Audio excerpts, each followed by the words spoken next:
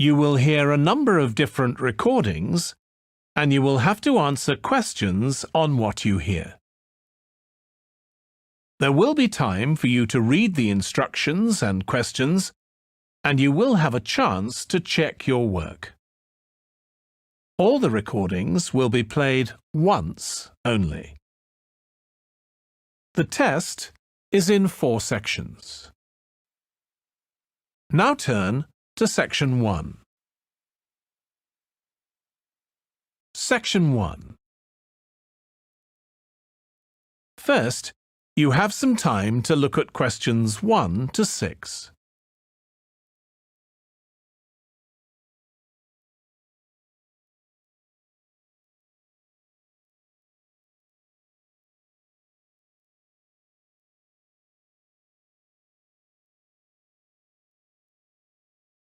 Listen carefully and answer questions 1 to 6.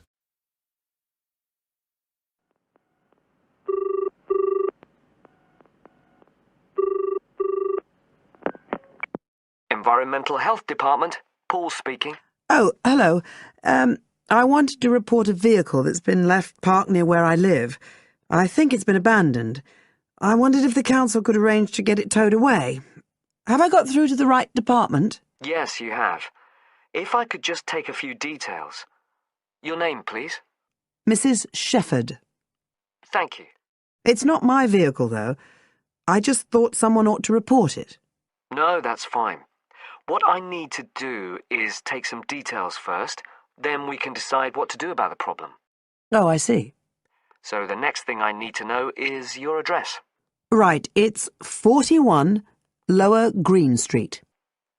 Yes? Barrowdale. And the postcode's WH4 5JP. Fine. And if I could just ask for a telephone number. It's 01778 552387. I'm out quite a lot, but you can just leave a message on the answer phone if you need to. Or I could give you my mobile number. That's all right, don't worry. Now, could you tell me a little more about this vehicle? You say it's been abandoned. Well, it certainly looks like it. Can you give me an idea of where it is? Yes, it's near the main road that goes through Barrowdale. Is that the A69? Yes, that's right. Now, there's the primary school just towards the end of the village, and then next to that, next to the children's playground, there's a field, and it's in there. Oh. I wonder how it got in there. Well, there's a gate to allow farm machinery in and out. I thought something ought to be done about it. The children from the school might start playing in the vehicle and lock themselves in or something. Yes, you are quite right to report it. And what type of vehicle are we talking about here? It's a van, actually. You know, the sort with just a couple of little windows at the back. Right. You don't happen to know the make and model, do you? Oh, yes. I went and had a look and got all the details. I thought you might need them. I'm surprised the school hasn't contacted you about it. Anyway, I wrote the details down. Right. It's a Catala, and the model's a Flyer 2000. Is that Flyer? That's right. Very good. And the colour? Well, it's not all that easy to see because it's absolutely filthy. And actually, it looks as if it's had a paint job at some stage. It's blue, but you can just see white underneath where it's been scratched. Right. Well, I'll just make a note of the present colour, and if you could just tell me the vehicle number. Did you make a note of that? Oh, yes. It's S322GEC. OK.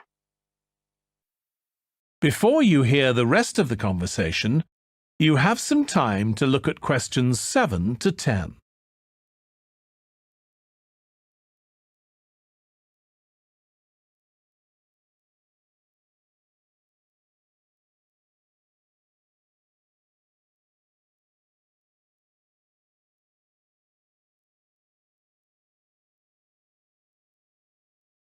Now listen and answer questions 7 to 10. And it sounds as if the general condition of the vehicle isn't too good, from what you say. No, it's pretty poor. It wouldn't be drivable. It's got a flat tyre and there's a crack in the windscreen. I reckon someone just wanted to get rid of it. That's usually the way. It's been there for nearly a week. No, it must be 8 days. I remember it was a Sunday morning when I noticed it. It wasn't there the day before.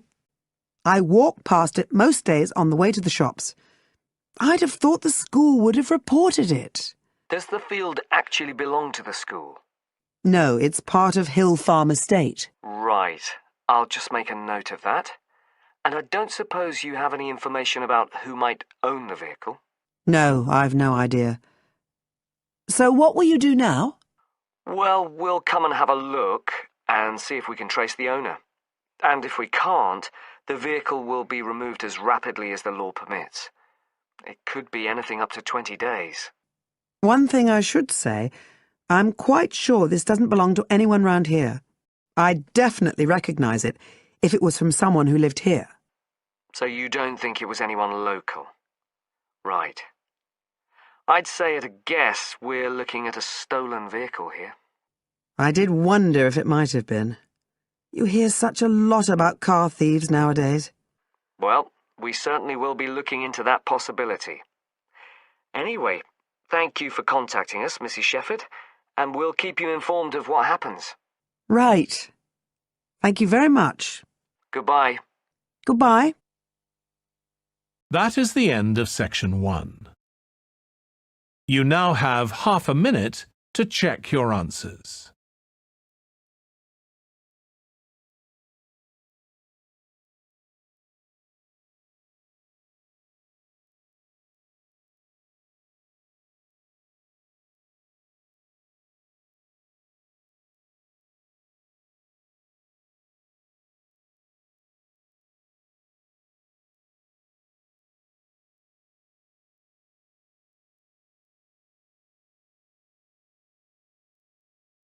Now turn to section 2. Section 2. First, you have some time to look at questions 11 to 15.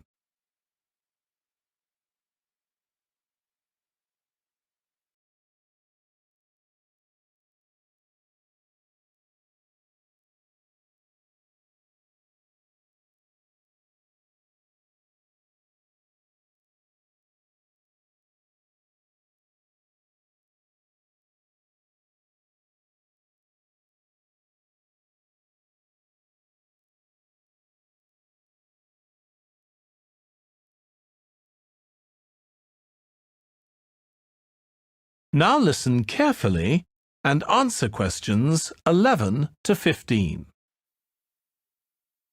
Scope Charity Office. How can I help you? Oh, hello. I'm ringing about the Dragon boat race that you're asking people to take part in. Oh, yes. We still need a few more teams. Are you interested in joining the race? Yes, we want to enter a team, but we don't know anything about it. Could I ask you for some more information first? Of course. I don't even know when it's being held. It's taking place on the 2nd of July. Is that a Saturday? No, it's a Sunday. It's a much more popular day and more people can take part then. Right. And where's it being held? At the Brighton Marina. Oh, I'm an overseas student. Could you spell that for me? Yes, it's Brighton Marina. That's Marina. Do you know where it is? I'm not sure. It's a couple of miles past the Palace Pier. Oh, yes, I know it. You take a right turning off the coast road, or you can cycle along the seafront. That's good. What time does the race start? Well, the first heats begin at 10 a.m, but you need to register half an hour before that, at 9:30, and we really recommend that you aim to be there by 9. It's a good idea to arrange a meeting place for your team. Right. And the race is to help raise money for charity? It is. We're asking every team member to try and raise £35 by getting friends and or relatives to sponsor them. Every crew member will receive a free tournament T-shirt if your team manages to raise £1,000 or more. Oh, that's quite good. Also, we're holding a raffle. Every crew member who takes part in the race this season will be entered into a free prize draw. Oh, what's the prize? It's pretty good. It's a holiday in Hong Kong. Sounds great. Before you hear the rest of the talk, you have some time to look at questions 16 to 20.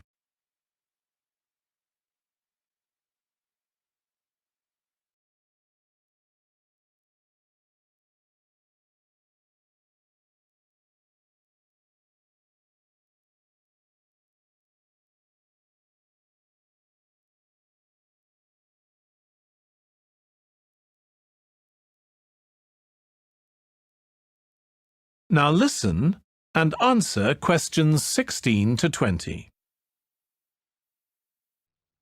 Is there anything else you need to know? Could you just tell me a little bit more about the teams? Well, you need to have a crew of 20 people for your dragon boat, and you then need to agree on who's going to be the team captain. That will probably be you. Fine. I've got a group of 20 people who are interested. Do all the team members have to be a certain age? Well, there's no age limit as such, but if you have a team member who's under 18, then they have to get their parents' permission to take part. Yes, that makes sense. It isn't dangerous, but we do have boats that turn over in the water, and for that reason we need to insist that everyone wears a life jacket as well. And you can hire life jackets from us when your team arrives. What do you advise people to wear? Well, most people wear a t-shirt, shorts and trainers. I certainly wouldn't recommend that you wear jeans or boots. In fact, it's a very good idea to bring some spare clothes. Okay. It can get quite cold and wet if the weather's bad, and there's quite a bit of hanging around, especially if you qualify for the semi-finals or the final. I see what you mean. Have you got a name for your team? Oh, not yet, no. Well, you need to decide on one and then put it on the entrance form, which I'll send you. Oh, okay. So, if you'd like to give me your address, I'll be happy to send details first class. That is the end of section 2. You now have half a minute to check your answers.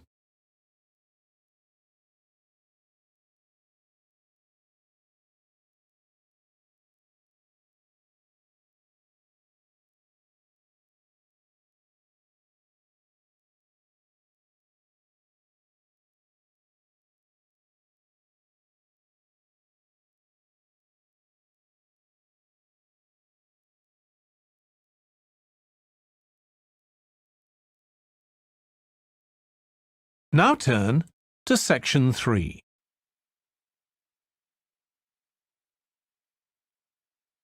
Section 3. First, you have some time to look at questions 21 to 25.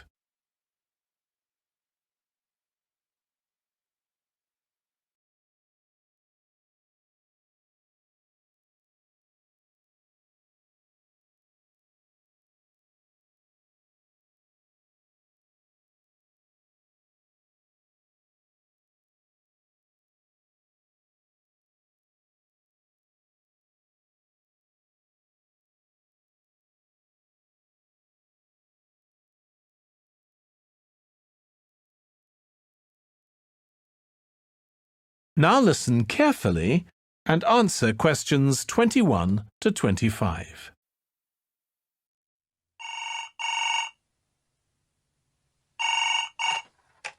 Hello? Oh, hello. I'm ringing about the advertisement in yesterday's newspaper. The one for the bookcases. Can you tell me if they're still available? We've sold one, but we still have 2 available. Right. Can you tell me a bit about them? Sure. What do you want to know? Well, I'm looking for something to fit in my study. Well, I'm not too worried about the height, but the width's quite important. Can you tell me how wide each of them is? They're both exactly the same size. Let me see, I've got the details written down somewhere. Yes, so they're both 75 centimetres wide and 180 centimetres high. Okay, fine. That should fit in okay. And I don't want anything that looks too severe. Not made of metal, for example. I was really looking for something made of wood. That's all right. They are, both of them. So, are they both the same price as well? No, the first bookcase is quite a bit cheaper. It's just £15. We paid £60 for it just 5 years ago, so it's very good value. It's in perfectly good condition. Well, they're both in very good condition, in fact. But the first one isn't the same quality as the other one. It's a good sturdy bookcase. It used to be in my son's room, but it could do with a fresh coat of paint. Oh, it's painted. Yes, it's cream at present. But as I say, you could easily change that if you wanted, to fit in with your colour scheme. Yes, I'd probably paint it white if I got it. Let's see, what else? Oh, how many shelves has it got? 6. 2 of them are fixed, and the other 4 are adjustable, so you can shift them up and down according to the sizes of your books. Right, fine. Well, that certainly sounds like a possibility. Before you hear the rest of the discussion, you have some time to look at questions 26 to 30.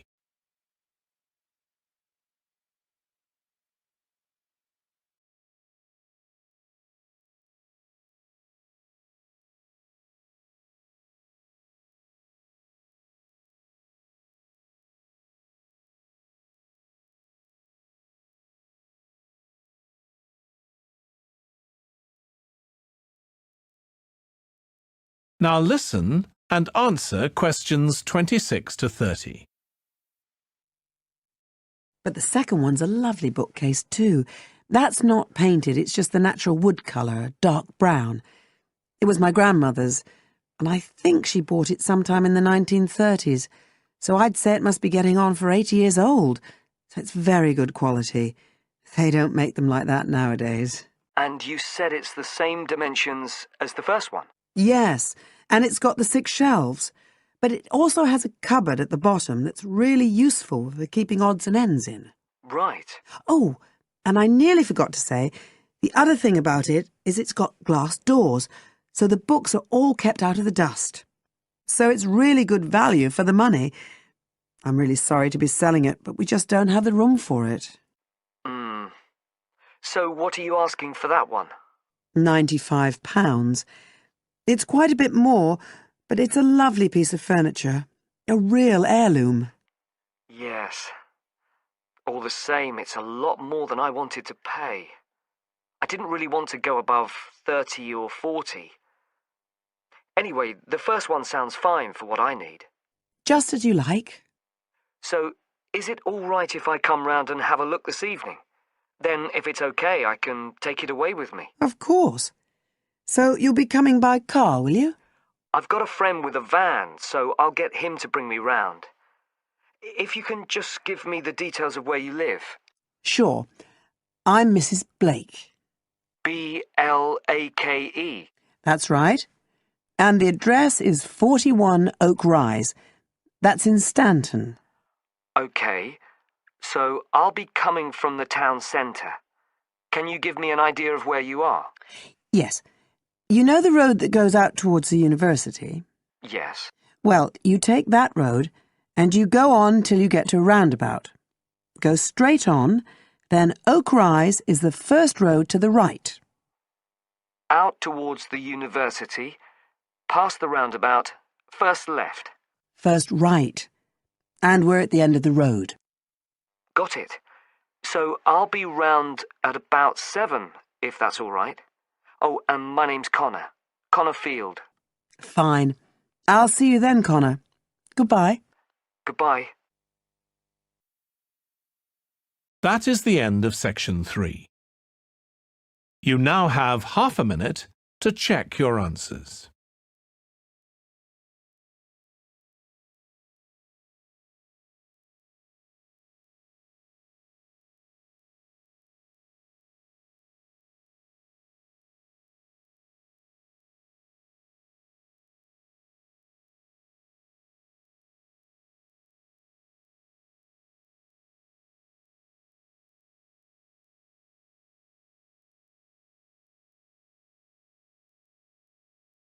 Now turn to Section 4.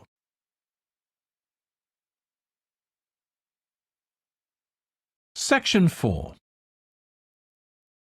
First, you have some time to look at questions 31 to 40.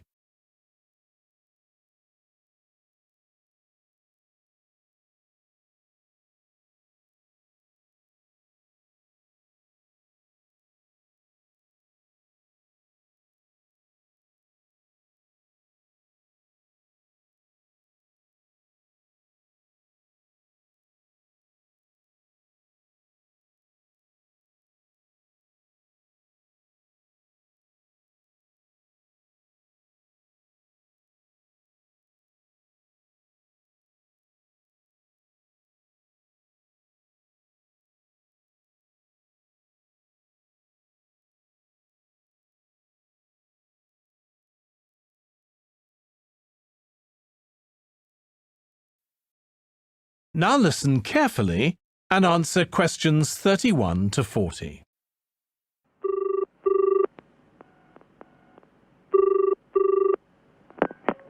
Hello? Ralph, it's Paula. Hi. You know I told you we could apply to the local council for money for our drama club? I've got the application form here, but we need to get it back to them by the end of the week. I could send it on to you. You really ought to fill it in as president of the club, but I don't know if it'll get to you in time. Well, you're the secretary, so I expect it's okay if you fill it in. Yeah, but I'd really like to check it together. Right, that's fine. Like, the first part asks for the main contact person. Can I put you there? Sure. Right, so that's Ralph Pearson. Oh, and then I need your contact address. So that's 203 South Road, isn't it? No, 2:30. Oh, sorry, I always get that wrong. Then it's Drayton. Oh, do you think they need a postcode? Better put it, it's DR6 8AB. Okay. Telephone number. That's 01453 586 098, isn't it? Yes. Right. Now, in the next part of the form, I have to give information about our group. So, name of group, that's easy. We're the Community Youth Theatre Group. But then I have to describe it. So, what sort of information do you think they want? Well, they need to know we're amateurs, not professional actors. And how many members we've got. What's that at present, 20? 18. And should we put in the age range? That's 13 to 22. No, I don't think we need to. But we'd better put a bit about what we actually do. Something like members take part in drama activities. Activities and workshops? OK. Right. That's all for that section, I think. Now, the next bit is about the project itself, what we're applying for funding for. So, first of all, they need to know how much money we want. The maximum's £500. I think we agreed we'd ask for 250, didn't we? OK. There's no point in asking for too much. We'll have less chance of getting it. Then we need to say what the project, the activity is. Right. So we could write something like, to produce a short play for young children. Should we say it's interactive? Yes, good idea. Right, I've got that. Then we have to say what we actually need the money for. Isn't that it? No, we have to give a breakdown of details, I think. Well, there's the scenery. But we're making that. We need to buy the materials, though. Oh, OK. Then there's the costumes. Right. That's going to be at least £50. OK. And what else? Oh, I just found out we have to have insurance. I don't think it'll cost much, but we need to get it organised. Yes, I'd forgotten about that. And we could be breaking the law if we don't have it. Good thing we've already got curtains in the hall. At least we don't have to worry about that. We'll need some money for publicity. Otherwise, no one will know what we're doing. And then a bit of money for unexpected things that come up. Just put sundries at the end of the list. OK, fine. Now, the next thing they want to know is if they give us the grant, how they'll be credited. What do they mean, credited? I think they mean how we'll let the public know that they funded us. They want people to know they've supported us. It looks good for them. Well, we could say we'd announce it at the end of the play. We could make a speech or something. They might prefer to see something in writing. We'll be giving the audience a programme, won't we? So we could put an acknowledgement in that? Yeah, that's a better idea. OK, and the last thing they want to know is if we've approached any other organisations for funding and what the outcome was. Well, only National Youth Services, and they said that at present funds were not available for arts projects. Right, I'll put that. And then I think that's it. I'll get that in the post straight away. I really hope we get the money. I think we've got a pretty good chance. Hope so anyway. Thanks for doing all this, Paula. That's OK. See you soon. Bye. Bye. That is the end of section 4. You now have half a minute to check your answers.